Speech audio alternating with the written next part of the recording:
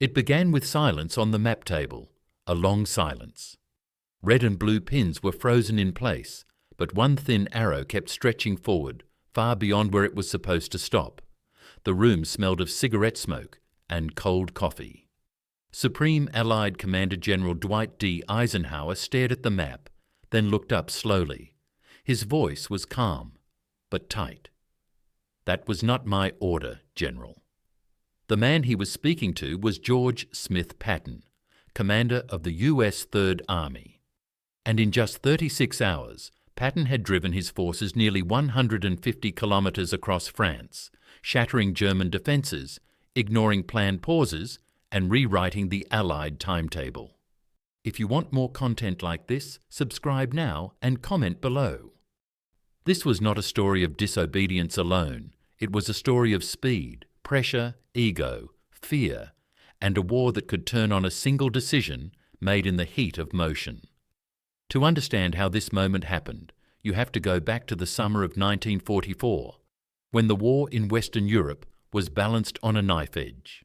The Allied invasion of Normandy on 6 June 1944 had succeeded, but success did not mean victory.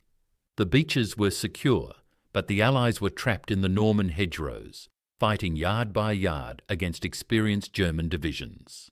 The German army, though weakened, was still dangerous. Field Marshal Günther von Kluge commanded Army Group B, and despite heavy losses, German units fought stubbornly to contain the Allied breakout. For weeks after D-Day, progress was slow, costly, and frustrating. General Eisenhower knew the danger of moving too fast. The Allied supply system was fragile. Most supplies still came across the Normandy beaches. Ports like Cherbourg were damaged. Roads were narrow. Fuel was precious. Eisenhower believed in steady pressure, coordinated advances, and keeping the Allied front balanced. He was not a flashy commander. He was a coalition leader, managing Americans, British, Canadians, Free French, and more. His greatest skill was control. George Patton was the opposite. He believed war was won by speed, shock, and relentless attack. He believed hesitation killed more soldiers than boldness. Patton was a cavalryman at heart, even in an age of tanks. He wore polished boots, ivory-handled pistols, and spoke about ancient battles as if they happened yesterday. He had been sidelined earlier in the war after the Sicily slapping incidents in August 1943, when he struck hospitalized soldiers suffering from battle fatigue. Though officially reprimanded, he was kept in reserve because Eisenhower knew one thing: when the moment came for a breakout, Patton would be useful. That moment came in late July 1944. Operation Cobra, launched on 25 July near Saint-Lô, was designed to smash a hole in the German lines using massive air power. After initial confusion and friendly fire incidents, the American First Army under Lieutenant General Omar Bradley broke through. German defences collapsed faster than expected. This created an opportunity.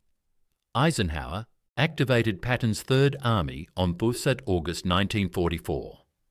The leash was off, but not completely. Patton's orders were clear on paper: advance cautiously, protect the flanks, coordinate with neighbouring armies, and avoid outrunning supplies. The Third Army was to exploit the breakthrough, but remain within the broader Allied plan. Eisenhower wanted a controlled exploitation, not a wild charge. Patton saw something else.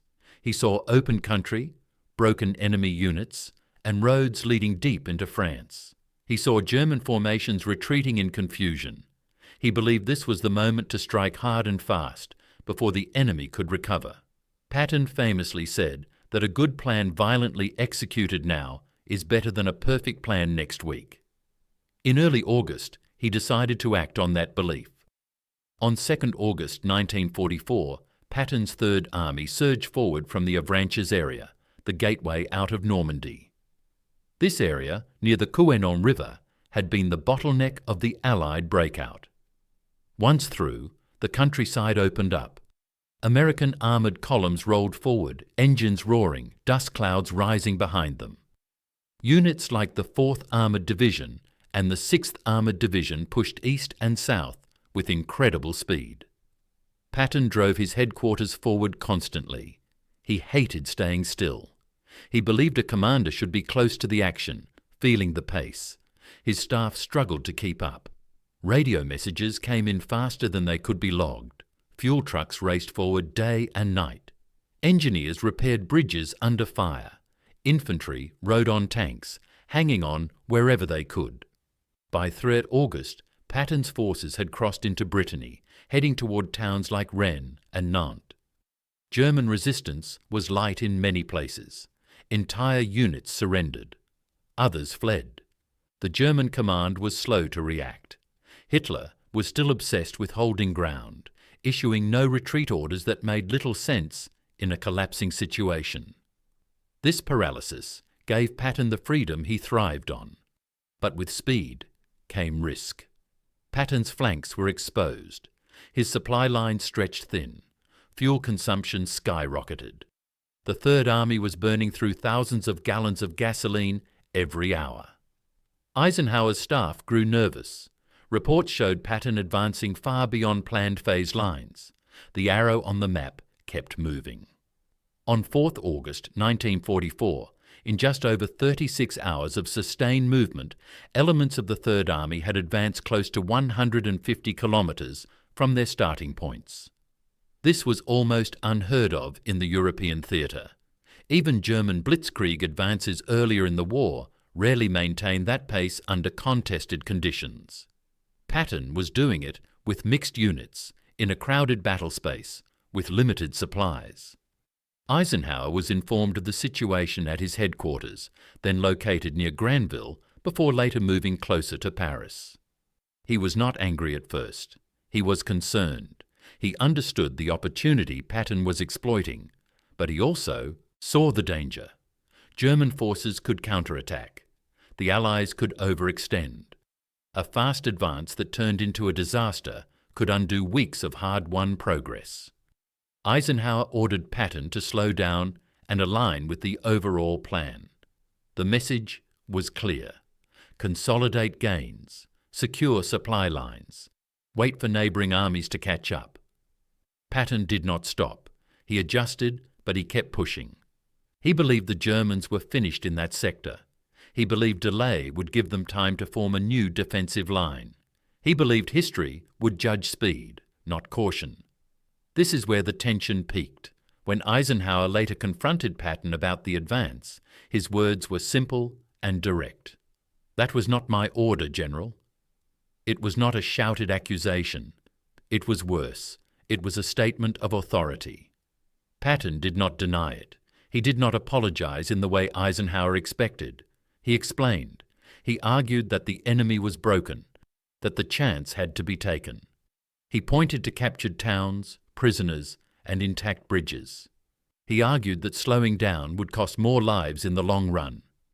Eisenhower listened. That was his strength. He did not command by temper. He commanded by balance. He knew Patton was right about one thing. The Germans were in serious trouble. But Eisenhower also knew Patton was often right for the wrong reasons, driven by instinct more than coordination. Behind the scenes, Eisenhower made a decision that defined the rest of the campaign. He did not relieve Patton. He did not issue a harsh punishment. Instead, he tightened control while still allowing momentum. It was a compromise only Eisenhower could manage. Patton would continue to advance, but within a framework Eisenhower could defend to Allied partners like Field Marshal Bernard Montgomery, who already viewed Patton with suspicion. The results were dramatic. Patton's rapid advance contributed directly to the encirclement of German forces in what became known as the Falaise Pocket, later in August 1944. German 7th Army and 5th Panzer Army were nearly destroyed. Tens of thousands of German soldiers were killed, wounded, or captured. The road to Paris opened, but the risks Eisenhower feared were real. By mid-August, Patton's Third Army ran dangerously low on fuel. Tanks sat idle, not because of enemy fire, but because gas tanks were empty. The famous Red Ball Express was created to rush supplies forward, using thousands of trucks driving around the clock. Even so, logistics could not fully keep pace with Patton's appetite for speed. The confrontation between Eisenhower and Patton was not a single dramatic meeting. It was an ongoing struggle between control and momentum, caution and aggression. Eisenhower once wrote that Patton was his best weapon, but one that needed careful handling. Patton, for his part, believed Eisenhower lacked the killer instinct to finish the war faster. Yet history shows that both men were essential. Without Eisenhower's restraint, the Allied advance might have collapsed into chaos. Without Patton's drive, the Germans might have stabilized their lines and prolonged the war. The phrase, "That was not my order, General," became symbolic. It captured the tension of command in modern war. It showed that even in a vast industrial conflict, individual personalities still mattered. Decisions were not made by machines or plans alone, but by men under pressure, working with incomplete information, racing against time. Patton continued to advance through France, into Lorraine, and eventually toward Germany itself. He would later clash with Eisenhower again over strategy, especially during the fuel crisis and the debate over a single thrust versus a broad front. Eisenhower always chose the broad front. Patton always argued for the single thrust. Neither fully convinced the other. On 26 December 1944, during the Battle of the Bulge, Patton would again shock the world by pivoting his Third Army north to relieve Bastogne in record time. Once again, speed would save the day. Once again, Eisenhower would rely on Patton, even while managing him carefully. George Patton died in December 1945, not in battle, but in a car accident in Germany.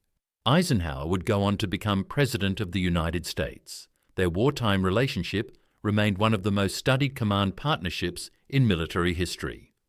The advance of 150 kilometers in 36 hours was not just a feat of arms. It was a test of leadership. It forced Eisenhower to decide how much freedom a subordinate should have. It forced Patton to test the limits of obedience. In war, orders matter. But so does judgment. The moment Eisenhower said, "That was not my order, General," he was not just correcting Patton. He was reminding everyone that victory required more than speed. It required balance. And yet, without that unauthorized dash across France, the war in the West might have looked very different. The German army was wounded, but not yet dead. Patton's gamble helped keep it off balance at a critical moment. That is why this story still matters. It is not about who was right or wrong. It is about how wars are really fought, not just with plans and maps, but with personalities, pressure, and the courage to act when the moment appears. In the end, Eisenhower's calm authority and Patton's relentless drive worked together, even when they clashed. One held the reins, the other pushed the horse to its limit. And between them, they helped bring the war in Europe to its end. If you want more content like this, subscribe now and comment below.